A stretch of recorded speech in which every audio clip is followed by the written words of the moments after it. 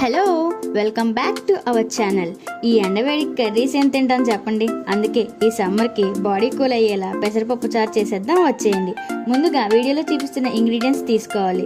Next పెసరపప్పుని దోరగా వేయించుకోవాలి. ఇక్కడ ఒకటి గుర్తు పెట్టుకోండి, పప్పు మాడిపోతే ఫ్లేవర్ మారిపోతుంది, చేదు వచ్చేస్తుంది.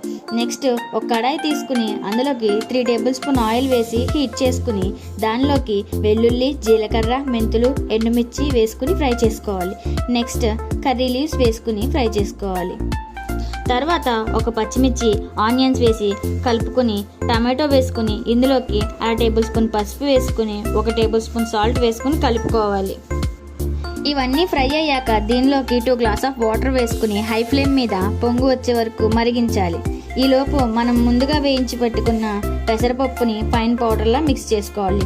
నెక్స్ట్ బాయిల్ అవుతున్న దానిలో 1/2 table spoon chilli powder, 4 table spoon పెసరపప్పు పొడి వేసుకుని కలిపి 1 కప్పు చింతపండు రసం వేసుకుని 2 మినిట్స్ వరకు మరిగించాలి.